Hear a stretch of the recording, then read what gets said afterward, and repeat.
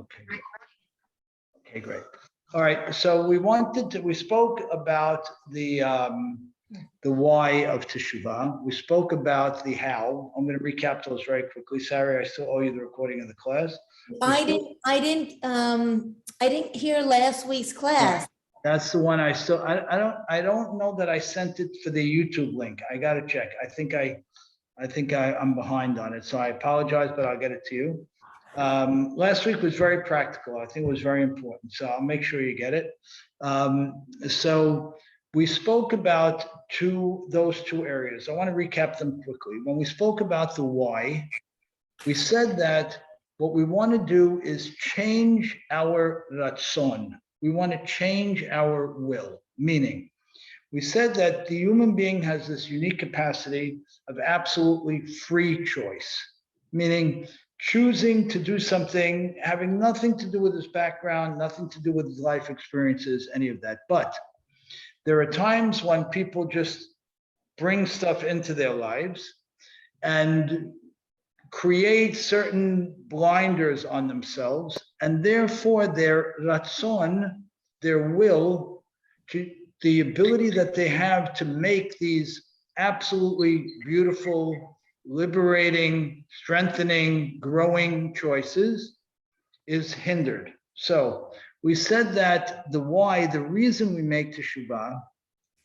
is to remove any encumbrances, to remove any hangers on, to remove any blocks, to remove anything that distorts our clarity, to allow us to do bechira chofshit, absolute free choice, meaning my nature is X, my nurture is Y, but despite either of those, despite my life circumstances, despite how I grew up, despite what's in front of me now, despite whatever it might be that would cloud my perspective, Teshuvah allows me to disengage from that and free myself to take big steps in my life. I don't have any baggage. When Teshuvah works, I remove the baggage. And now I'm just a clean, open slate. And I can do whatever I want. So, okay, this is what I've done for the last 20 years. But Hayom Harat Olam, we say, today is a new day. And you're absolutely free to grow and build and pursue and dream and move in an altogether new direction. Okay, so far? So that's the why. That's why we're doing Teshuvah. We're not doing Teshuvah to remove punishment. We're not doing it to remove a sense of guilt. All those come with it. But we're doing it to empower, to liberate, to embolden our core driver, which is our will, our ratzon, unencumbered, unbothered, no guilt, nothing carried, and I'm moving forward. Okay, so far? So we talked about that in depth the first week. Last week, we talked about the how. What's the how? We talked about the 5 steps of the how. Step 1 is an objective acknowledgement of the sin, an objective acknowledgement of the area that can be changed or improved, right? So I mentioned my area. My area is having more kavanah in tefillah, one of my areas. One of the many is having more concentration in my tefillah. So step 1 is an objective acknowledgement of X. I know this is an issue. But it's unemotional. It's just absolutely clean. There's nothing hanging on to this thing, okay? Number 2 is I do a cold stop, just a disengagement without any support infrastructure. I'll give you a silly example. I was told last week that coffee and caffeine for me are very, very bad for certain of how my body works. So I don't understand it all. I'm beginning to learn about it. I bought the book. I'm reading up on it. But I stopped cold turkey. Period. I don't have a plan to stay off it forever. I've identified, and going back to our concept, I've identified this area of a problem, this recurring sin, so to speak, this recurring stumbling. I don't have my plan articulated yet, but I'm just going to stop cold turkey. Good. So now I'm out of the throes of it. Step 3, I put together a plan to make every effort to avoid it in the future, knowing it's not ironclad. And we wrote these down last week, called Kabbalah La'atid. I make a plan to avoid it in the future. Step 4 is Vidoy B'peh, meaning I articulate the plan. I describe the plan in detail before God and myself. And point 5 is any sense of remorse that I may feel. Okay? Can you repeat those? What, sorry? Could you repeat those? Yeah, so step 1, objective acknowledgement of the area that I want to change. But the key thing here is objective. There's nothing emotional about this. Objective. I could be better at X. The same way I think about how I'm going to get the right help in the house, or how I'm going to improve my tennis swing or my business structure, where it's purely objective and unemotional. Same thing here. What is an area that I want to fix? B, if it's not going the way it should now, stop. Just plain stop. Okay, a person wants to stop eating out. Let's say a person eats out. He enjoys it, and it's a social venue for him. And he doesn't have a plan on how to retool his social life and his relationships away from it. It takes time to come together with a plan. So in the meantime, just stop. For the next couple of weeks, don't go. Avoid it. Avoid the issue while you have the clarity of mind to put together a plan. So azivat hachet is step 2. Hakarat hachet is step 1. I recognize the problem. Azivat hachet is step 2. I stop cold turkey. And then the work comes in where I put together a plan to avoid it in the future. I put together a plan where I think, based on this plan, I can avoid doing this. And again, there's no judgments, there's no bad feelings, there's no guilt, there's nothing heavy going on here. Good? Okay, that's called Kabbalah Atid. Yep, Kabbalah Atid, excellent. And the 4th step is Vidoy B'peh. Vidoy B'peh means I stand in front of God and myself, and I say, this is what I was doing. This is why I didn't like it. Vidoy what? Papel? Vidoy B'peh. All right, an explanation by mouth, verbal explanation. I need to hear the words I speak. To hear the words I speak. Okay, and last step is a sense of remorse about the opportunities lost. That's it. Not a sense of browbeating, just a sense of remorse about the opportunities missed. Okay, good. All right, those are the steps, and that's what Rambam Maimonides describes, and that's what we should be doing now in the month of Elul. One person last week on the class said that her problem is Lashon Hara, that she finds that when she's around a lot of people and there's not enough to talk about, so this is what she talks about. Okay, good. So step 1 is an objective acknowledgement. Step 2 is just stop talking. Just stop it. Cold turkey. Is that sustainable over the long run? Definitely not. So step 3 is prepare a plan to avoid it. What might be the plan? I suggested to her that when you know a family gathering is coming up, like a Shabbat meal or a holiday meal, put together things you want to talk about. You read something beautiful in the Chumash. You heard about the beautiful act of chesed.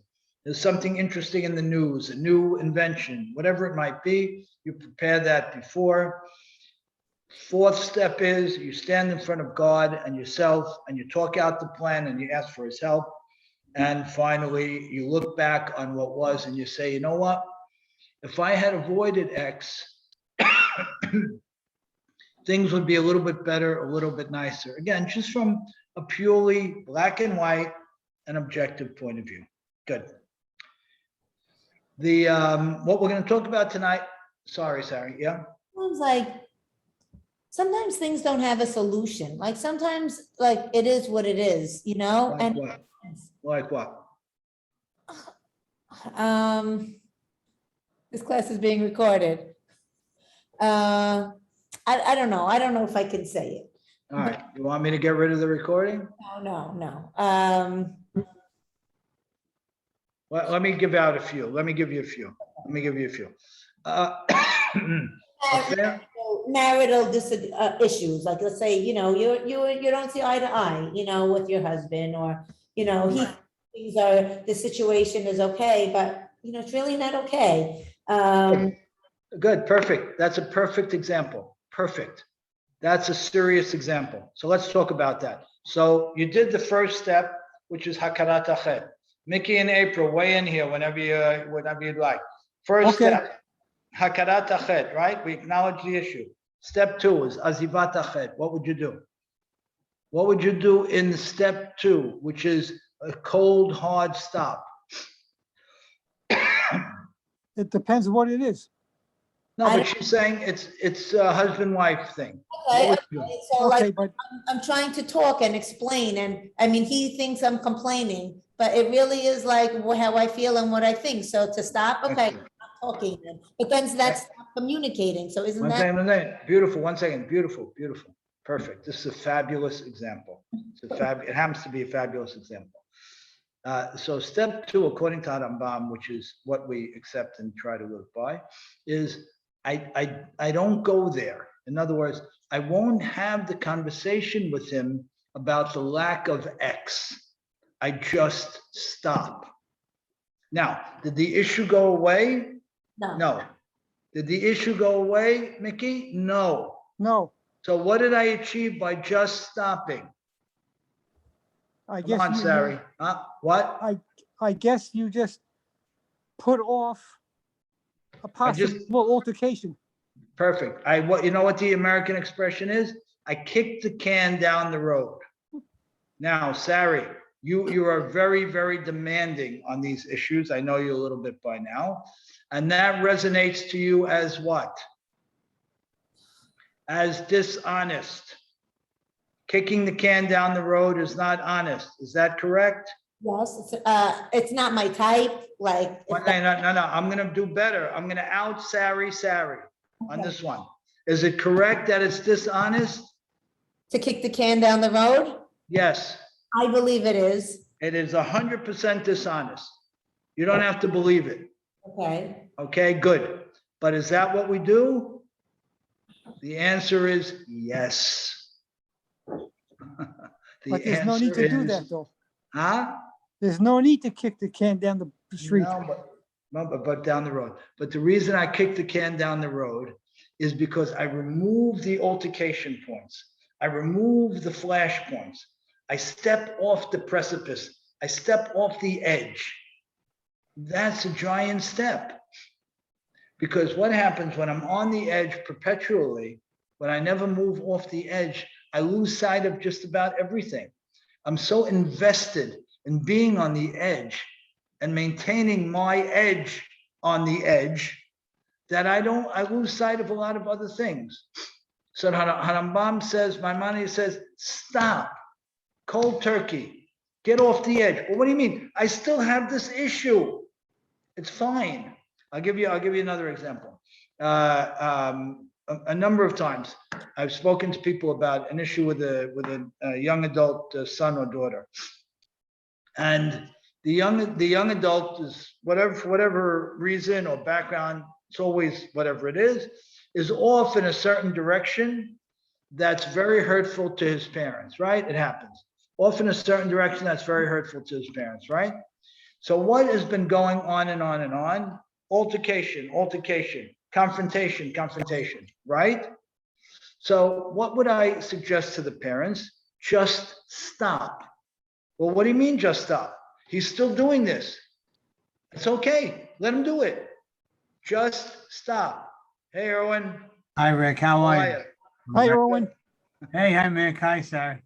Good to see you. So the concept Erwin, we're doing a quick review of last week, and then we're gonna pick up some new things this week. Right. The concept. Wait, Rick, the video of last week, you didn't post yet? I didn't go out yet. I messed it up. I'm sorry. No, but you have it, because it was a good Yeah, one. we have it, yeah. I want to review it, that's why. Thank you. Thank you very much.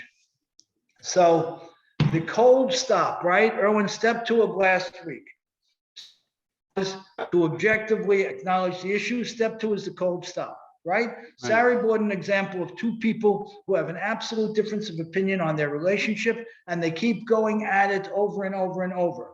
Harambam says, as we learned last week, just stop. Well, what do you mean just stop? We're immersed in this argument. We see things absolutely differently. Correct. What did Harambam say? Erwin, you're going to know this well because you paraphrase me very well oftentimes. Kick the can down the road. Right. That's what Harambam says. Well, what do you mean? Sari says, isn't that dishonest? And the answer is absolutely. Do we do it? The answer is absolutely, because sometimes we have to step away from the hard, honest reality in order to move away from it and build.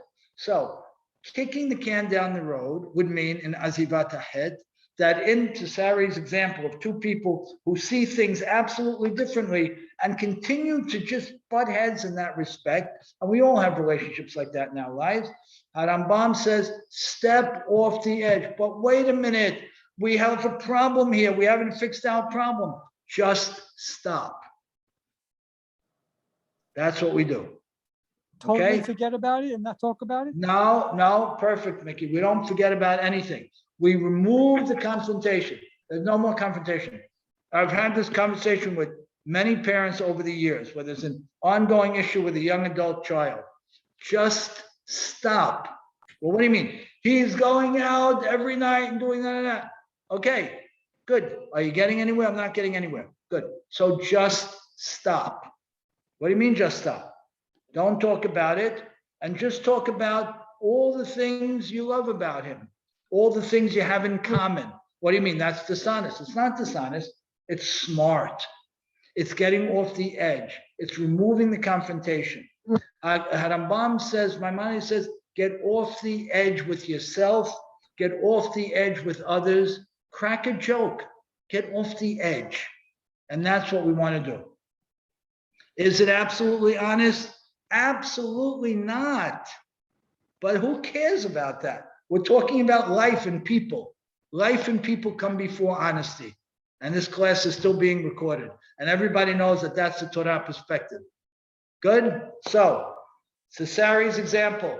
2 people are in a confrontational state of mind.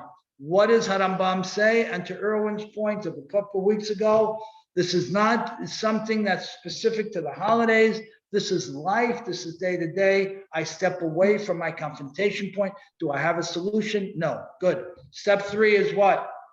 We said it a few minutes ago, is I come up with a plan. Right? Kabbalah Atid. Kabbalah Atid, beautiful. I come up with a plan. Sari, the word Atid means what? Future. Beautiful. So future plan means what? It means you, I don't know, I guess have a goal, or and I If don't I know. come up with, let's do it. I'm going to make it more clear. Well, did I come up with an immediate plan or a future plan? I guess a future plan, but Beautiful. What's the difference? I don't even know what a future plan is, I so. know that. I know who I'm talking to. I know that. I know that. So tell me, what's the difference between a future plan, Sari, and an immediate plan? I don't know. An immediate plan is what you could do today or tomorrow. And a plan is something you can do in a year from now.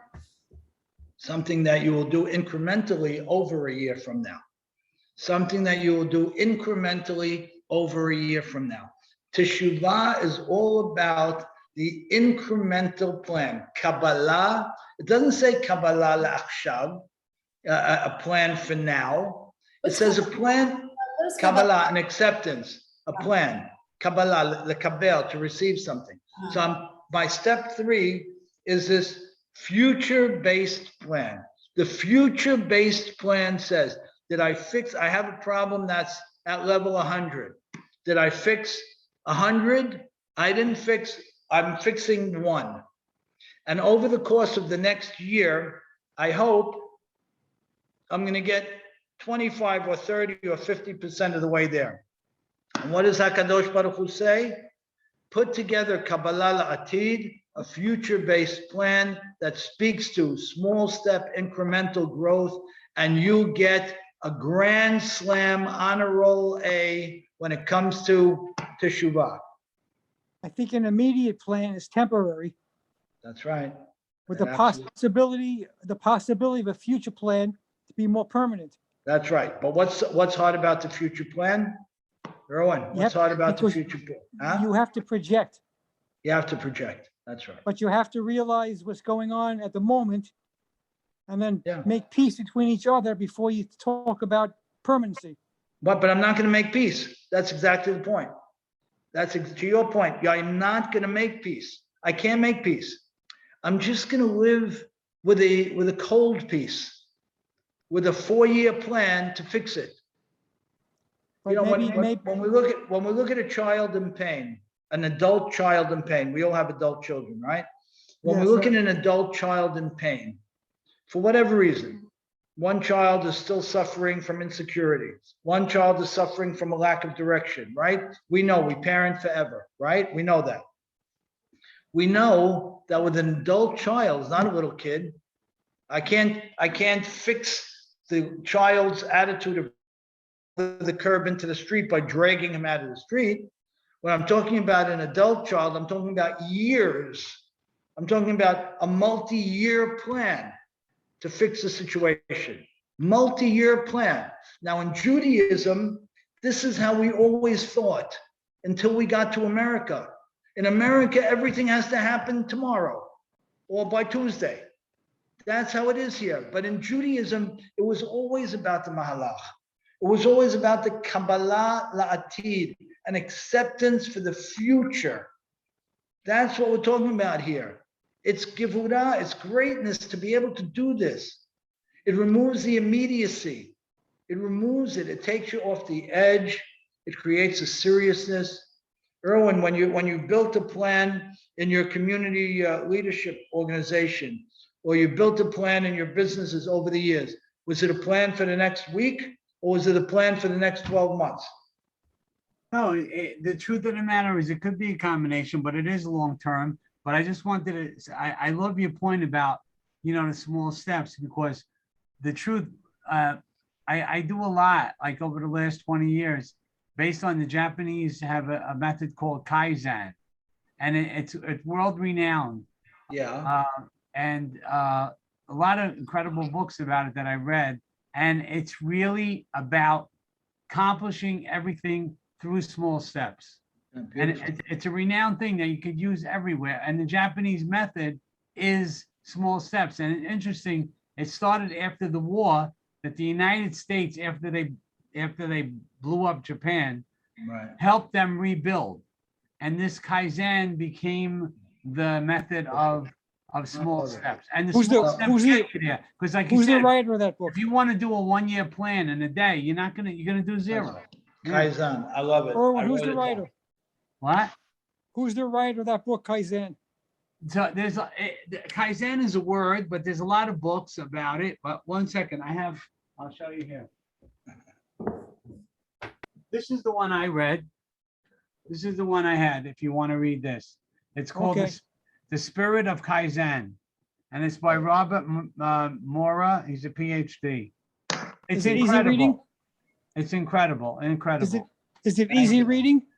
Easy reading? Yeah. It's a no-brainer. It's like nothing. I read it like in an hour. It's 100 pages. It's nothing. Beautiful. But what you'll get out of it is really, it's a stepping stone to doing anything in life. It could be business, personal. It doesn't matter. No, that's exactly what we're talking about. That's Right. exactly what we're talking about. Kabbalah La'atid. So, Right. Sari, isn't that an interesting place to be where nothing would have been resolved? Nothing. On a real level, on a concrete level, nothing is resolved. But everybody is stepped off the edge. We stepped off the edge. And each person is working on a long-term plan, but nothing is resolved, but that's okay. And that's a Jewish perspective. And I'm thrilled to hear that that's a Japanese perspective as well. But you know So- what? If you're stepping off the edge and you're gonna not talk about it and do it step by step, isn't you get frustrated by not resolving it, and that's on your Right. mind constantly. But I'm saying that's exactly the point. We don't get frustrated. We walk off. This is the frustration. The need to fix something is not a Jewish value. Judaism is all about process. It's all about change. It's all about transformation. It's not about solutions. I'm going to give you a very silly example. I live in a house in Deal that's 120 years old. My house is 120 years old. And there's issues in a 120-year-old house, right? As you would imagine. You know, people point out a leak. I said, it's not the only leak. You know, it's 120 years old. It's a little tired, but we love it and we cherish it because that's what we like. That's the style that my wife and I like. Okay, good. So someone came by a few weeks back and said, wouldn't it be great to fix this whole main floor of the house all at one time? I said, I would never do something like that. She told me, what do you mean? Don't you want to have it done? I said, God forbid. I never want to have it done. I never want to have anything done. I want to be in the process forever. I don't. She goes, well, what do you mean? I never heard of something like that. People want to walk into their home and for it to be finished. I said, I never want it to be finished, ever. Wow. Not this and not anything else. Nothing. I can't ever imagine being finished. What would you do if you were finished? There's never a relationship that's absolutely resolved. Never. It can't be. It means the relationship is ended. If there's a resolution, it means one of the people moved so far away they can't be reached, or God forbid they're gone. Otherwise, it's never resolved. So if there are two people who are banging heads on an issue, Right. get off the edge, stop, azivat hachet, cold turkey stop, and just engage in the things that you share. Enjoy the things that you agree on. And in the meantime, put together a long-term plan. Now, when you articulate that long-term plan, which we do during this month of Elul, on Rosh Hashanah, on Kippur, when you articulate the long-term plan, you've checked the giant check in the box of Teshuvah. And you've done a huge thing. You've become different. So that's what we want. Okay? Sari, how do you feel about this? I just don't understand when there's no solution, it's just Sari wants the bottom line. Sari. Listen to me. I know. I want to make a plan and I want to take steps to reach the goal. Let me ask you something, Sarah. Let me ask you something. What's something I know some of the things you care about very deeply, right? But if idea X that you care about very deeply could either not be achieved or could be achieved over a 5-year plan, what would you opt for? Would you say if it's 5 years, it's too long and I'm not doing it? Realize that it can't be achieved today. So yes, of course you can map it out in over 5 years. You don't have a choice. But don't look at it as you don't have a choice. That's the Teshuvah mentality. The Teshuvah mentality is, I don't want to fix the whole house at one time. I'm evolving, I'm growing. I don't want to fix the relationship at one time. It probably can't happen. It can't happen. We're going to talk about it a little more in a few minutes, but what does this concept of zikaron mean? We say that Rosh Hashanah is Yom HaZikaron, is the day of memory. What does it mean? Reflection, but we don't call it the day of reflection. Good. We'd call it the day of memory. What does memory mean? Why do we call it Yom HaZikaron? I'm going to give you an example to help answer the question. So we have Memorial Day, right? We have it Yom HaZikaron in Israel, we call it. We call it Memorial Day here in America. What do we do on Memorial Day? Forget about the parties and stuff, but what was the reason for the day? You remember the fallen soldiers? Excellent. So we remember fallen soldiers. So why didn't we call it in Hebrew or in English? Why wasn't it called the Day of War Casualties or the Day of War Deaths?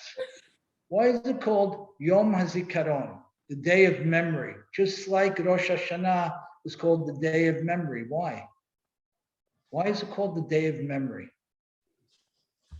What's the difference between memory and acknowledgement? Why do we call Rosh Hashanah the Day of Memory? When you remember, what does that enable you to do? I'm going to flip it on the other side. Why is Alzheimer's or dementia such a horrific disease, Marlene? Why is it so terrible? Did you lose your Their identity? memory. Because what? They lose their memory, no? So what? So they lose their memory. So what? You lose your existence. Why? My existence is right now. It's only a physical sense. There's no mental sense. No, my mental sense is right now. I'm present in this moment.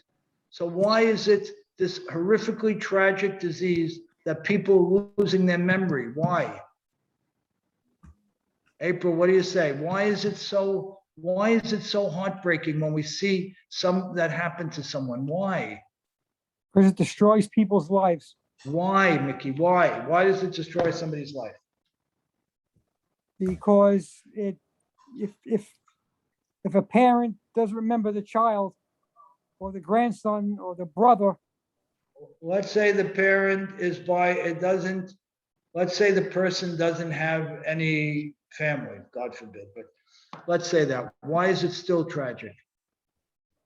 because in a way it's a wasted life. I'll tell you why it's tragic. Because what memory allows is to put the whole beautiful mosaic of life into this moment. That's what memory does.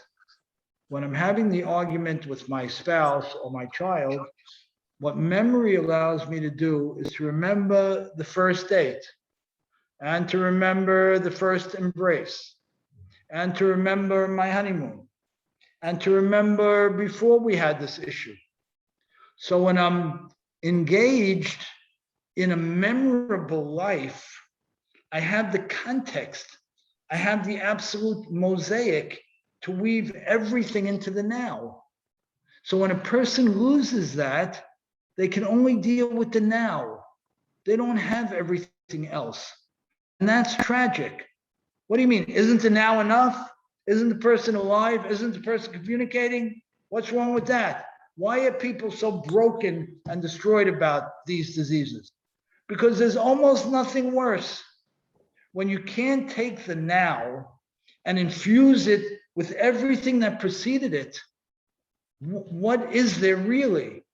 So when we say that Rosh Hashanah is Yom HaZikaron, it means looking at me now and looking at this relationship now. Let's say this relationship where there's tension, and putting it into the context of the last 20 years or the last 30 years that we've spent together. You can't disconnect the now from everything that was before.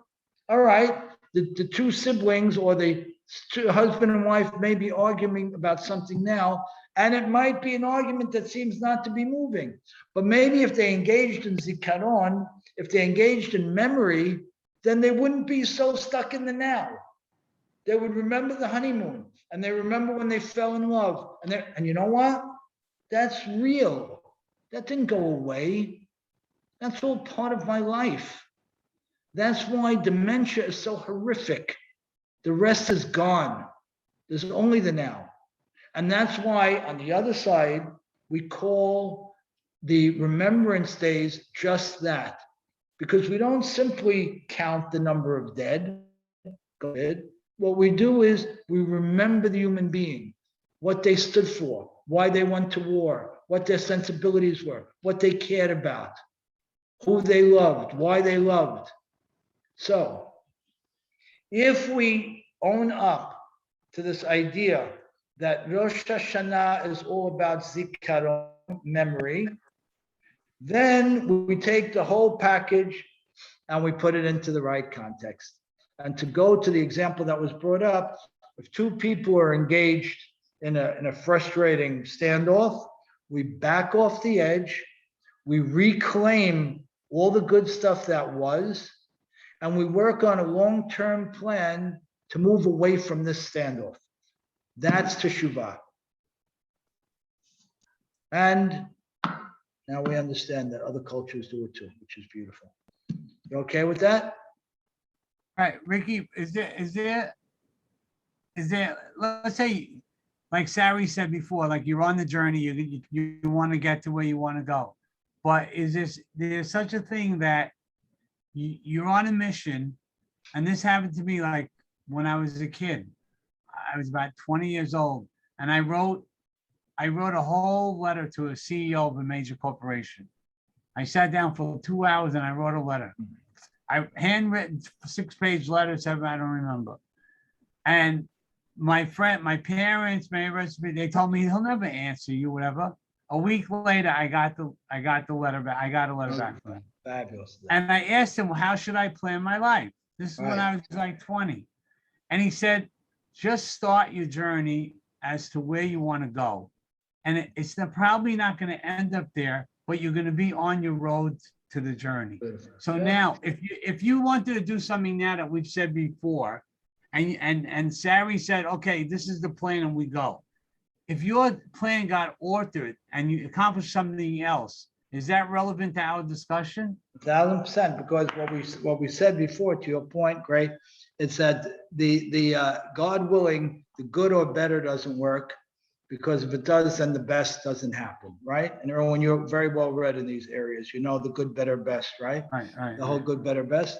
Right, And we and to grade and all that, yeah. Yeah, we hold in Judaism that we pray to God that He will not allow the good or better to happen for us, because we want the best. And what happens very often is He doesn't allow the good or better to happen, and we don't understand it's because the best would have been precluded. So, but don't we add to that prayer that, Ricky, that we're asking you for this if you feel it's right for us? Yeah. And the feeling is right for us has to do with A, we have limited judgment, but B, generally speaking, what we want is nowhere near what He wants for us, which is much greater. So there's a big spread. There's a huge spread, right? Now we have another concept of lo alecha hamnacha ligmor, which is very key to Teshuvah. Lo alecha hamnacha ligmor. You don't have the right to stop. I'm sorry. Lo alecha hamnacha ligmor. You don't have the obligation to finish. Lo alecha. You don't have the obligation to finish, but you don't have the right to stop. Lo alecha halmacha ligmor v'lo ata ben chorin lipater mimena. You don't have the obligation to finish, but you don't have the right to walk away. Meaning that, as we said a few minutes ago, and as you mentioned in Japanese culture, Judaism is 100% about process. Don't finish. And you know what, Sari, to your example, sometimes when I step off the edge and I put together a long-term plan and I use this fabulously pronounced Torah-based tool of zikaron, of memory, and I bring back all of what was, the argument isn't such an argument anymore. You know, anybody see that, read that book, The Notebook? It was one of these popular books. Anyway, so it's a very interesting story how two people get together when they're young, very unusual circumstances, but they end up getting together. And then as they age, she, Elena, loses her memory and she forgets who he is. Wow. And every so often he reads from the notebook about their life together and it reconnects them. April, you know the story? No. Okay. That's the thing at the end, they're in their reign at the end, right? Yeah. It's a beautiful story. I don't know if it's based in truth or not. It's a beautiful story. But what does he do? He reads to her what they shared before. She doesn't remember who he is. And from time to time, she goes into a panic and she screams for him to leave the room because she has no idea who he is. But every so often, when he reads to her about the experiences they shared together, and the names of their children and how they named their children and all of that, she comes back into his zone. So when you see people aging, right? God willing, people age together, right? They don't have the same passion they had before. They don't have the same physical stamina they had before. A lot of things change with time. What is the underpinning of the love at that point? It's the current, but it's a lot more than the current. It's everything that was for the last 3, 4, 5, 6 decades. So that's what zikaron is. Zikaron means I put things into this broader context based in memory. I understand this immediate issue ain't that important. I'm not American. I'm not Western. I don't have to solve an issue this minute. I back off cold turkey. I put together a long-term plan. I articulate it before God and I grow. Good. Let me ask you guys something. Another important tool for Teshuvah, another important what, which would be a tool other than memory and zikaron, is built on the following. I'm gonna open the floor to you guys. Tell me 5 fabulous life truths. 5 fabulous life truths. Go ahead, Sarah, you're on. I don't know what a life truth is. A life truth is something you can't dispute. Taxes, Huh? taxes. You said taxes. Okay, no. I said fabulous. 5 Oh. fabulous life truths. Sorry, Chabad, let's go. Family. 5. Okay. I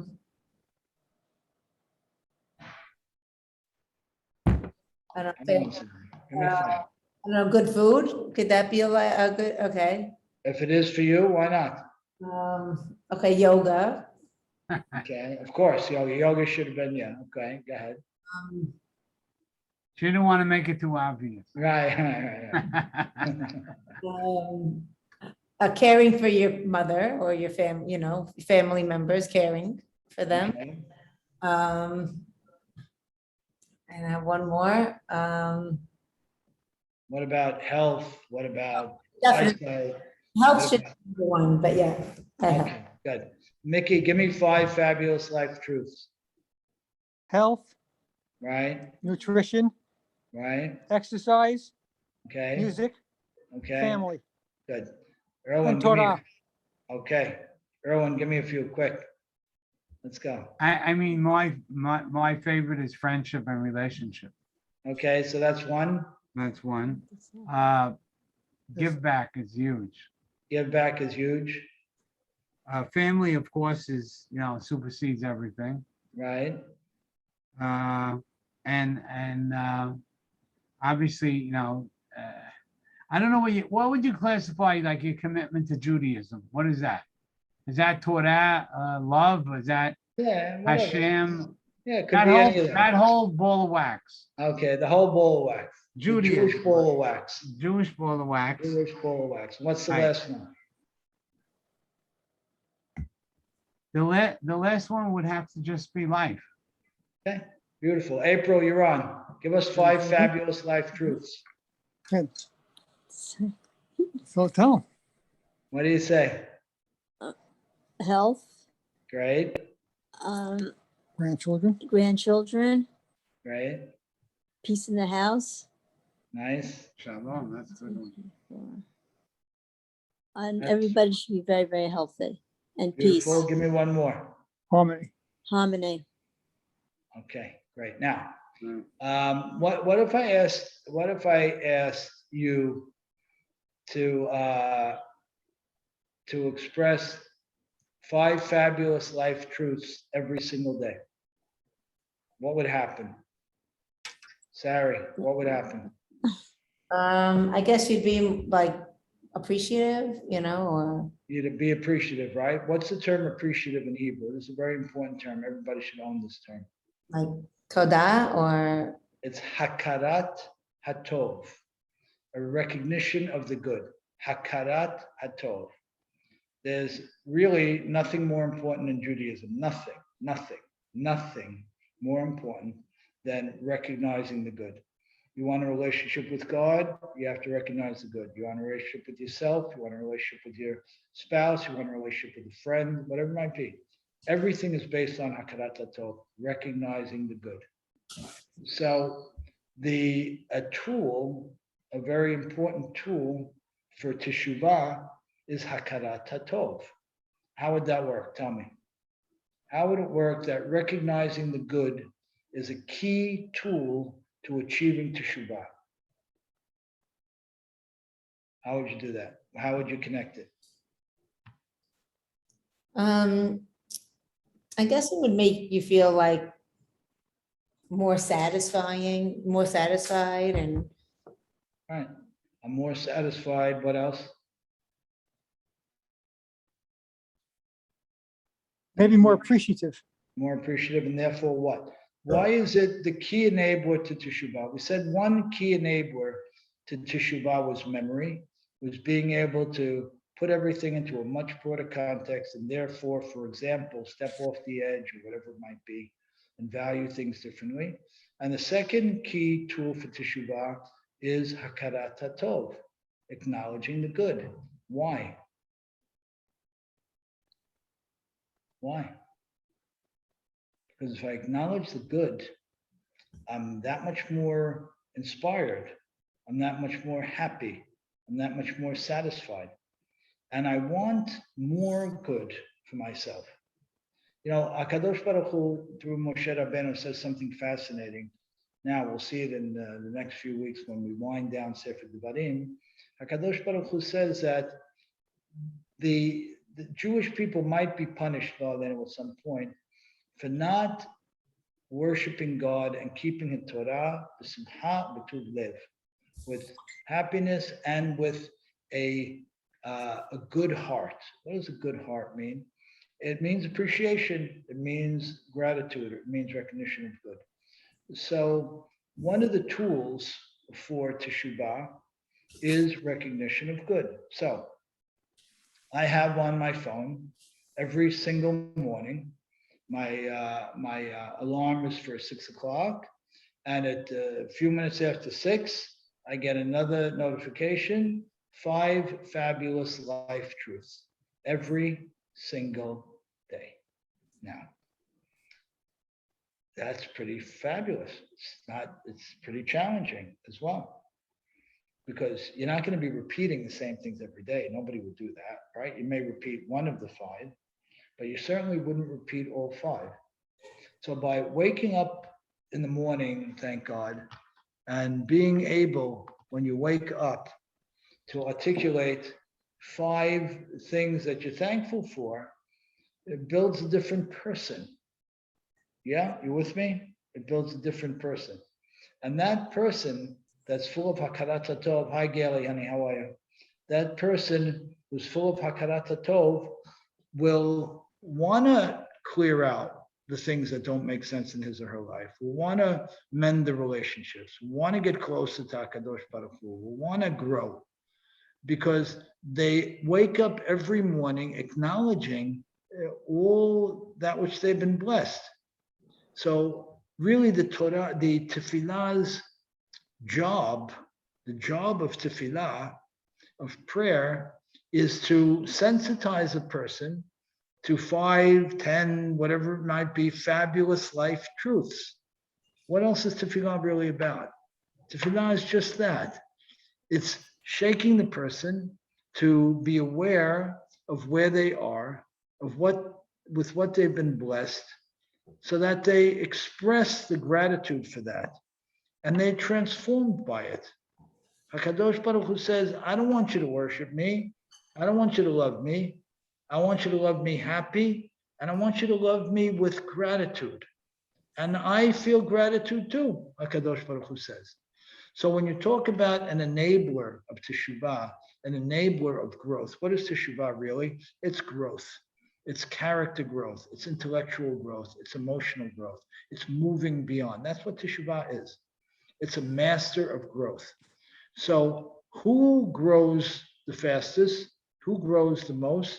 The person who acknowledges what he has, the person who expresses gratitude. I'm going to give you a silly example of a destroyer of this thing. I may have mentioned this before. But we have in our culture now a very unfortunate thing. And that is that when you tell someone thank you, what do they answer you? You're welcome. No, they don't. What do they answer you when you walk into a Starbucks or into a store or into a service department at the car place? When you tell them thank you, what do they answer? It's not our generation would answer this way, but what do people answer with now? Huh? Nobody heard this? Nobody hears it? What? Huh? For what? No, what do they answer when you say thank you? Most people answer no problem. What, honey? No problem. I can't hear you, Dahlia, in and out. They answer no problem. No problem.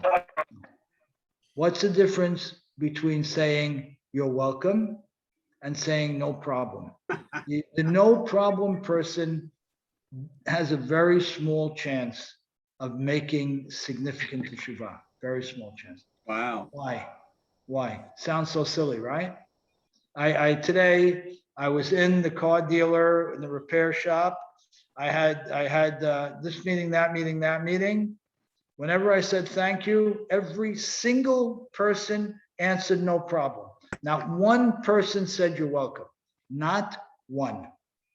What is the unfortunate black mark that our culture now has on it as a result of that?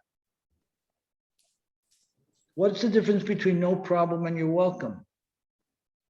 It's a world of difference. What is it? Gail, are you good, honey? We couldn't hear you before. Any thoughts? Yeah, I was saying no problem. Yeah, I feel like no problem is like you're welcome is warmer than no problem. Right. Your welcome is engaging. Exactly, honey. Your welcome is engaging. Your welcome is you reach your heart to connect to mine, even in a limited way. We could be strangers. But when you say no problem, there is no engagement.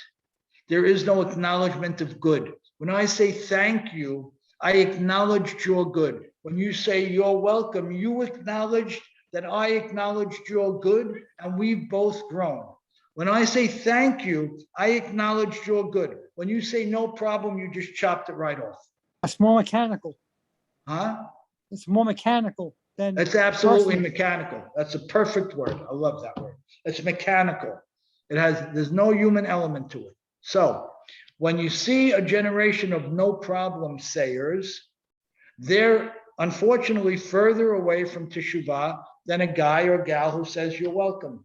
Because the guy or gal who says you're welcome acknowledges the hakarat hatov, acknowledges the acknowledgement that the person is expressing when they say thank you, and responds to it in a way that's building, that's creating, that's enhancing. So if we said in terms of the tools for Teshuvah, memory, putting the whole package together that enables a long-term plan for change, whether it's individual or between two people, is tool number one. Okay. Tool number two is hakarat hatov, the acknowledgement of good. I'm going to mention one other thing, and one other thing, and we'll wrap up. Just going to wrap up with a small story. There's another American expression which is completely antithetical to Judaism and to Teshuvah, and that is that we hope for the best and plan for the worst. Has anybody ever heard that? Yes. Okay. That is absolutely anti-Jewish in every respect. I think it's anti-human, personally. It's pretty gloomy. It's very gloomy, exactly. In Judaism, we plan for the best and we hope for the best, and we expect the best, and that's how we live. And that doesn't mean we're delusional or disconnected from reality. Everyone, God forbid, goes through challenging times as well by design. We have to. But my perspective is another very powerful tool in terms of allowing me to make teshuvah or not. So quickly recap. Rosh Hashanah is called Yom HaZikaron, the day of memory. Why? Because when I'm reapproaching God and I'm reapproaching myself, I want to put it all into a broad context that makes the trouble areas less important, that makes the conflict in relationships less pronounced, and that enables me, because of my broader perspective, my multi-year, my multi-generational even perspective, enables me to put together a long-term plan to grow that's objective, that will yield real results. We want to be able to look back, and I hope we can all, over the next couple of weeks, look back from this Rosh Hashanah to the past one and being able to check all the boxes that we've grown. That's what we want to be able to do. That's what life is about, right? As a process. But I want to be able to quantify my growth. And it's okay if the growth was small step, but it should be real. Step 2, Hakarat HaTov, an acknowledgement of good and an appreciation of good, the ability to list 5 fabulous life truths every day is a game changer. It's going to move me off the edge of anxiety if there's anxiety. It's going to move me away from the immediacy of something or other. So the perspective of Hakarat HaTov, of acknowledging the good, of saying you're welcome, is a game-changing perspective. And the last one is just how we think about what we think. And in terms of Rosh Hashanah and Yom Kippur, we're going to talk about this a little more in depth, but thinking about our thoughts is very important. I want to tell you just a very quick story. My daughter Gail is aware of it. She was there for it. About 13 years ago, we were in Israel for the holiday, with the holiday of Sukkot, with a few families, and one of the people with us, the father and mother, got a call that their daughter-in-law was in labor. She was having twins, and it was about 2 months early, and they were very, very frightened and very concerned. And so we were up north in our little hotel over there. And they got the call and they couldn't leave. They couldn't get back in time. She's in the hospital already. So she was scared. The young husband was scared. It was very, very early. She was having twins. They were very frightened. So we stayed up all night and we prayed and we learned the whole night. And in the morning, thank God, the 2 babies were born. They were very small, but they were okay. Thank God. Good, beautiful. Thank God. Praying, learning, immediate action. We were up the entire night. It was a beautiful thing. 13 years go by, and we get an invitation for a bar mitzvah of 2 boys. Why would we be invited to this bar mitzvah? We don't really have anything to do with these people. We just said, maybe it was a mistake. Maybe it was meant to be addressed to one of my children. Maybe, I don't know. So we didn't pay any attention to it. Then I get a text from the father of these boys who says, I hope you got the physical invitation. I want to make sure that you got it because we want to express our Hakarat HaTov to you for my children. I don't remember what he was talking about. He said, and we'd like you to do one of the wrap of the straps on each of their arms. It was Jaime and Francis Batesh. The bar mitzvah was a few weeks ago. I have to say, there have been a lot of expressions in my life of people who have said thank you in different ways, and I cherish all of them, but this is one that I have never seen something on this level. I never saw any. I honestly never did. I was overwhelmed. I was inspired. I was humbled. I was crying. To think 13 years later, Right. they would remember something like this. Now that's Hakanat Tov But on Rick, an exemplary level. Yeah. all due respect, I'm smiling because you're low keying your involvement from what from the feedback that I got on the situation that you, because you know how close I am to Right. Jaime's parents, and they made it like you were the guy. Thank God. But it's 13 years later, Owen. It No, was no, but 13 years no, later. we And that's- discussed it. So now when you said that, I was like, wow. But the Absolutely. truth, it's amazing how, like you said, 13 years later, how this resonated in That's right. the family's a data bank or whatever you want to Right. call it, and that you were so involved and I was absolutely so overwhelmed. I Right. can't even express it. When I think about it, I want to cry again. Because it was beautiful when we all expressed thanks to God and each other when Right. everything worked out okay. But 13 years later, but I say it because it speaks first and foremost of the remarkable quality of these people and their children, right? The parents could have that value, but the fact that the son who really doesn't really know me at all, and his wife who don't really know me, we know each other because everybody knows each other, maybe a little more, but not much more. But the fact that he made the text, right. and the fact that he asked to wrap the strap of the tefillin, this is what builds the world. And Right. this Hakanat Tov, there's nothing more powerful in the world. And that's why even last night, I really don't like to move a class. I know it was very disruptive to people, right? A lot of people obviously couldn't come tonight. Right. But you have two people who served the community together for 60 years. Right. 60 years. Right. Wait, how many people do we know who did that, right? How many opportunities do we have to show them our appreciation? So who are the primary beneficiaries? Not them. They didn't do it for the event. It's us.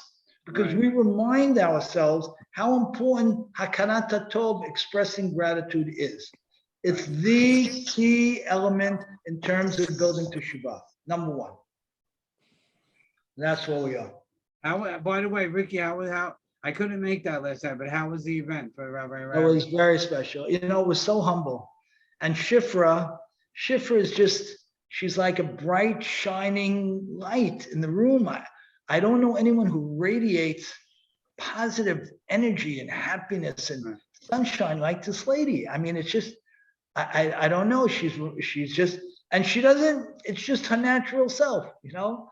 10 children. How was the rabbi? He was great. He was great. So humble and self-effacing and funny. You know how he is. You're very close to him. I'm very, so 25 years and he joked, you know, I call him the brand. I said he took the rabbinical industry into a whole new level of. He did. Yeah. He did. So it was a fabulous brand. night. They were wonderful, and everybody grew from it. Everybody grew. That's great. Right. They deserve it big time. They do. All right. Thank you all. Thanks, Good Ricky. to see you. Have Thank a you. great week. We'll Have a see you good later. night. Thank you. Bye. Bye. Bye.